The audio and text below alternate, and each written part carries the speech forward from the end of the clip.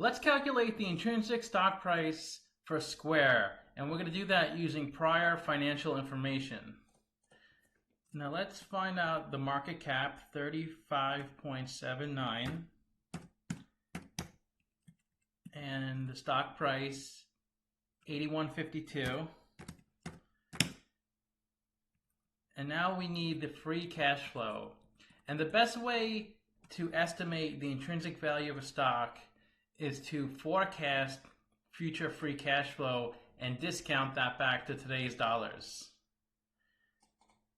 And if you Google DCF models, that's how most models do it, or all models do it, using the free cash flow. Now, net income is also part of the model,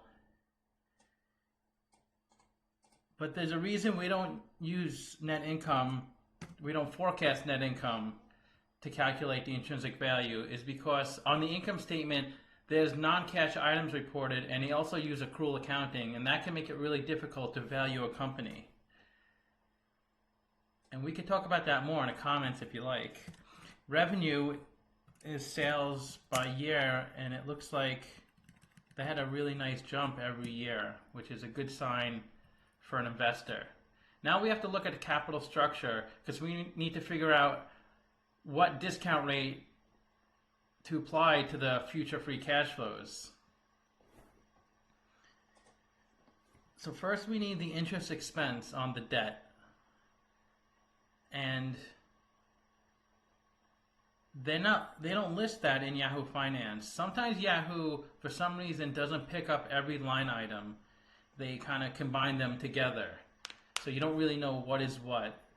So in this particular instance, we have to go into the 10K.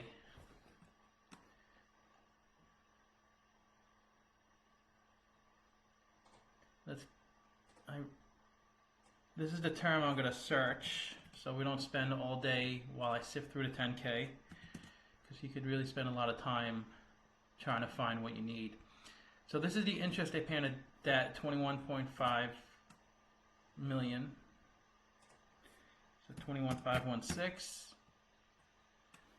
And they do list the debt in Yahoo Finance. So you go to the balance sheet, then you go to liabilities, and they don't have any current debt. They do have long-term debt. That's debt that's due beyond 1 year. And if you look on their income statement, and it would be the same thing on the 10K, their income tax is like nothing. 2.8 million for 378 million. And look at this, 2 million even though they lost money. So that's what I'm saying, why the income statement isn't a good forecasting tool, because there's a lot of stuff going on that doesn't reconcile to the current year. Some of this stuff were from previous years that are part of this year's income statement. So in order to find the effective tax rate, which is what we need, because interest payments are tax deductible, so we have to discount the interest payments by the effective tax rate. The term we're going to search, and it could be different in every 10K. This 10K, this is the term to find the effective tax rate. So 21%, that's what they paid in 2019, which is what I would expect a company to pay, 21%.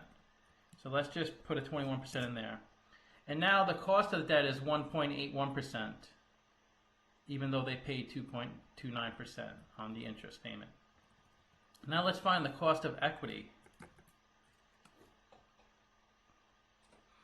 So we need the beta to find the cost of equity. And the beta is 2.63. So it's a really high beta. It's a very volatile stock. So they have a really low debt to equity ratio, which is a good sign. Hardly any debt. Only 3% of the capital structure is debt.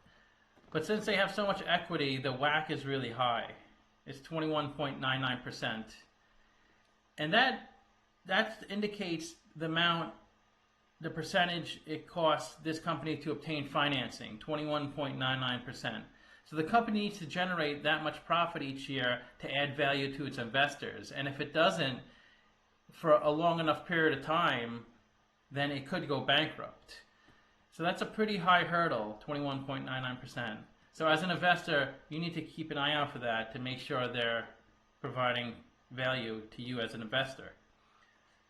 Now, we have the free cash flow estimated from our inputs earlier, and then we discounted it by the WACC. So the value of the company is $27.1 billion.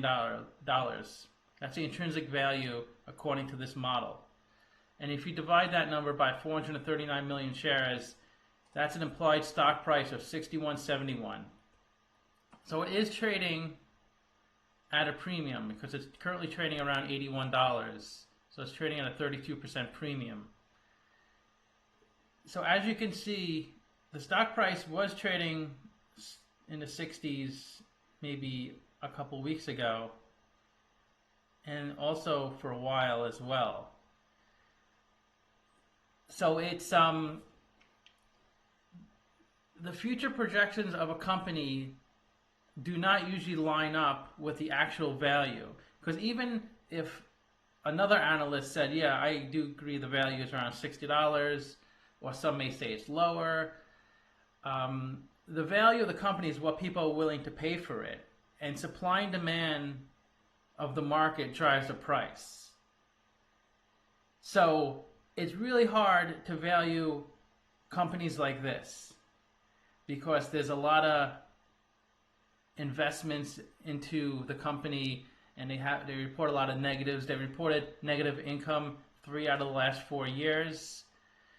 So a lot of the valuation has to be on the future, not so much the past, because they don't have a consistent past.